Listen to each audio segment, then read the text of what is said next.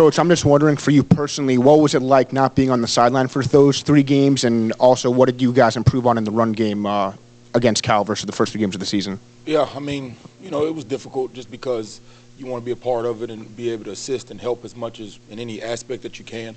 You know, so I would say difficult in that aspect, especially when things are not going the way you plan. And, you know, I've been on that sideline when things were going good. I've been on that sideline when things wasn't going very good. And you always want support in those kind of struggling times. And I just thought the backs did a good job of seeing it, getting those extra yards. We talk about yards after contact if you want to be great. We got to do a better job of maintaining and sustaining blocks. And also just coordinating the run. We got to make sure we're putting them in the best position as we can because, we do get, people know we want to run the ball. We want to establish the run, so you got to make sure that the looks are matching up to what you want it to be. I'm sure having Darius back helped, and then Jalen, Coach Norvell talked about Jalen feeling more comfortable the second start. Last week was kind of throwing up at the last minute. But it seemed like across the board there was more physicality. Is that accurate, or do they just operate better? Yeah, I mean, it's 5 of them out there, so a lot of times that group gets defined as a group, which they should because of the O-line. But I thought we've had some guys that play physical and some guys that, need to, get better in the physicality. I thought having, what happened with Jalen was a prime example of you never know when your opportunity comes. Opportunity never – Coach Petito always tells me, Coach, opportunity doesn't come and give you an introduction like, hey, I'm opportunity, I'm here to give you what you're looking for. It just kind of comes out of nowhere. So what you've done to prepare in that moment is going to show.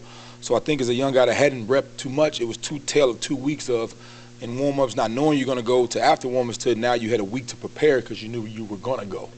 And that does wonders for those young O-linemen, especially in understanding how important their role is. When young O-linemen, they just want to play. And then once they play, they realize that comes with a heavy responsibility, not only just the results of the game, but the health of the people behind you. So I think he took that serious, and his preparation is serious, so he saw the results. So hopefully he continues to do that. But he's on that track. He's right at where his body and how he plays should be able to go out there and perform. I learned some hard lessons in playing young O-linemen early or too early.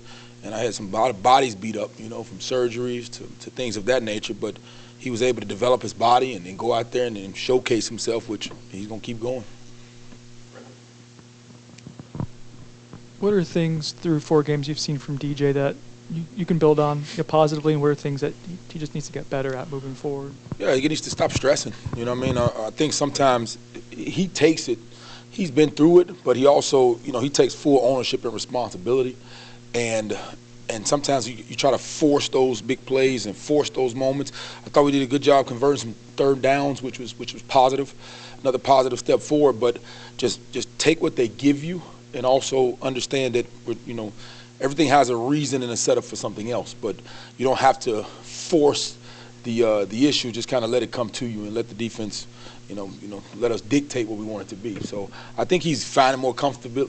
Our job is to keep him inspired and keep him positive. I think he's finding more comfort level with that, but also the understanding that, man, it'll come. It'll come. So I saw that settle down with the play he made to Jakai.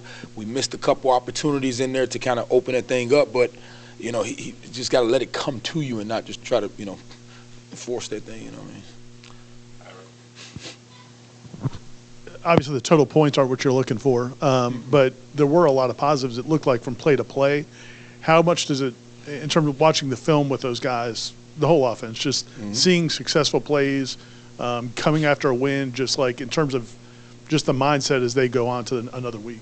Yeah, the difficulty on offense is that, sometimes it's not repetitive, where you say, like, everything goes in general broad deals. It's blocking, but it could just be this individual that's blocking that has done it before and showcased it but didn't do it on that play, or drops like, oh man, there's been different people at different times who have actually made some big plays at certain other times. Or it could be, hey, they're not to throw this. Whenever it's multiple things in a broad view, our job is to inspire, to show that they can because they've done it before, but also try to avoid the big mistakes, like all right, we can't have that, and make sure we got the right personnel out there. But overall, I've been seeing the positive strides of us not only preparing them to what they can do in the game plan and preparation, but also them having the confidence to go out there and do it. When I look out there on the field, there's a lot of guys that they didn't have the responsibility of wins and losses on them ever before in their career. Like, there's a lot of guys out there that played on good football teams that they never had to bear their responsibility. Like, oh, if I don't make this play, this could be detrimental. So now I think they're settling down. Like, no, you have to. This has to be done. It's not like, there's nobody coming behind you to save you. You know what I mean? So now I think that responsibility and ownership is showing up in preparation, which is growing the offense. Coach Norvell mentioned earlier that you guys can be out without Roydell for an extended period of time. What challenges does that present to the offense, but also how excited are you to see the young guys, Cam Davis, get more opportunities? Yeah, Roydell was a tough runner, and I was interested to see as the season progressed how he would grow and the understanding of what we're trying to do. But, when he does come back, I think sometimes, that adversity gives you a little bit of humility and understanding, and then sometimes watching practice from outside in, you kind of get a little bit more. Sometimes it's a blessing in disguise. But, I love how, LT stepped up big for us and taking the load. I think he took the most carries of a back this season. And Cam showing he can go in there and showcase his abilities as well. And I can't wait to get him some more, because I think when we get to see his speed and power on display consistently, it's going to help the offense. And you still got like Sam got in there, and mix it up a little bit, and Kazai's always ready to go. So I think that room overall, those young guys growing up and finding that comfort level of not just wanting to play, but actually playing responsible and taking the preparation into it is going to be big for us. Some of the young guys are starting to, take advantage of opportunities. Jalen Brown seems like he's stepping up, and you guys have a lot of young skill guys that are super talented. Like, how do you guys, I guess, handle the urge to want to get them on the field, because they look like they could maybe make some big plays, also balancing, maybe they don't know everything they need to do? Like, how challenging is that? I want every skilled player in there to want the ball and want to play. I don't want them to say I don't want to play. So I want them to press and really show. But also, now that they have the desire, I have to teach them the process of how. This is how preparation looks. This is how you got to take care of your body. This is how you got to show responsibility even outside of the field. It doesn't just start there. It starts in how are you when the list come out, the academic list. Are you on point? Are you take care of all the other stuff to show that you're ready for that responsibility to go out there and have that. And Jalen Brown is another guy I mentioned that might not have had games where I want to play, but I haven't had to make a third down contested catch for us to move the chains in a big game. These are all learning things for him as well too. So I love the progression. We come out here on Sunday nights and all those guys, that's like game 2 for us, because all the guys that don't play 20% of the game, they go out there and we practice and we run a big script and we get to kind of go out there and coach those guys like that's their game on Sunday. And all those guys have been showing up in situations that they know, but just being able to react to the flashes of the game that we might not have showed them or prepared for, they got to start having that understanding of what that is for that trust. And I do believe you will see more of those guys as we're pushing forward, because I'm starting to see those eyes change and those pushing in those practices. So, and even look on the sideline, for me being on the sideline for the first time, seeing those guys hungry and listening to them when things are happening and coaching each other, it gives you a little bit more trust with those guys as they're going forward. And they understand exactly what they got to do. You can't just go out there and say, hey, you're going to play when you're ready. No, man, coach, what do you need to see? We tell them what we need to see. If they showcase that, then they'll go play. Coach, Cal was the 3rd game in a row you guys did not pick up a first down on the opening possession of the game for the offense. Yeah. What do you guys need to do to get better at that phase of the game? Yeah, I think it just comes down to overall execution. And that's a coach term, but that's just reality.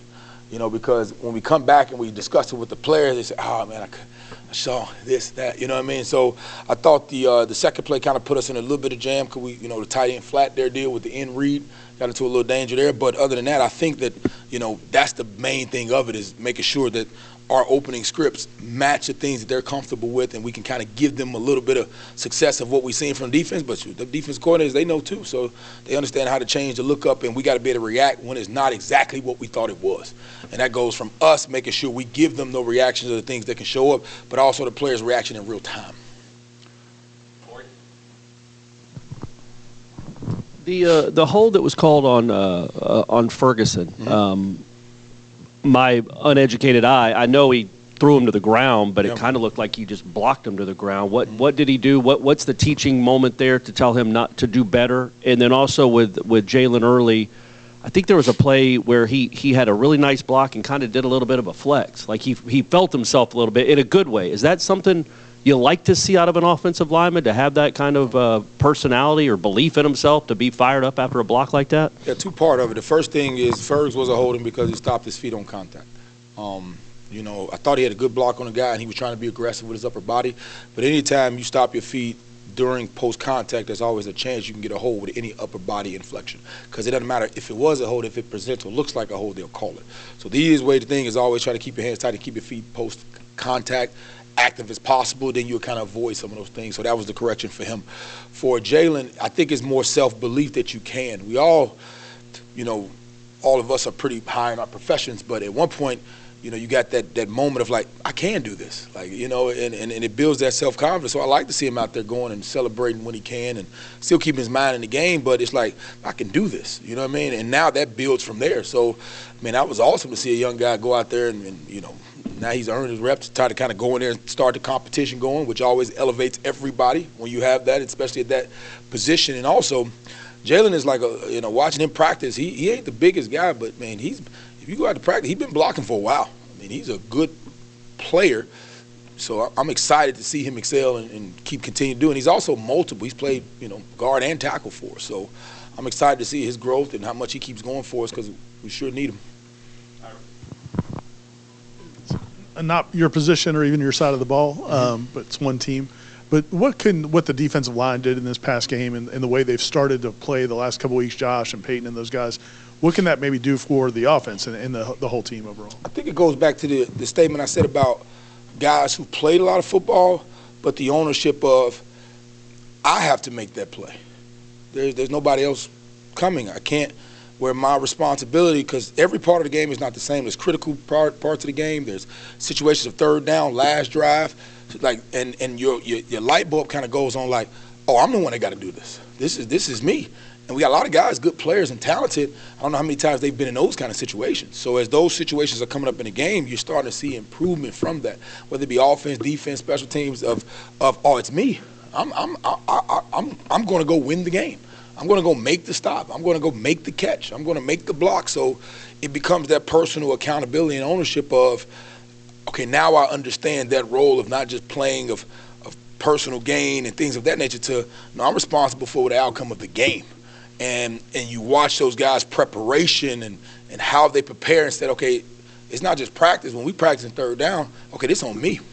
You know what I mean? I was talking to Jordan on the sideline, and I remember, you know, when he was here, he talked about that moment in NC State when we lost. He learned more in that game than anything because he said, oh, I had to make the play. You know, because we threw the interception. He was like, oh, I got it. Then from now, he made a tremendous run of just understanding. And if you go back to those interviews, Coach talked about how he started to prepare and what changed and what clicked for him to understand, like, oh, I got to be on point, or this can be detrimental. So I think as our guys' preparation is starting to go to that of the ownership, we're starting to see that progression that we need to see throughout the process. Anything else for Alex?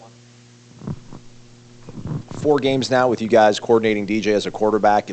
Is he figuring out things that you guys want out of him, or is it more important now for you guys 4 games to have learned what he's comfortable doing and cater things around that and, I guess, teach him, coach him up in a way that he feels more comfortable with things? Right. That balance of what we're comfortable with versus what the defense presents that we can take advantage of.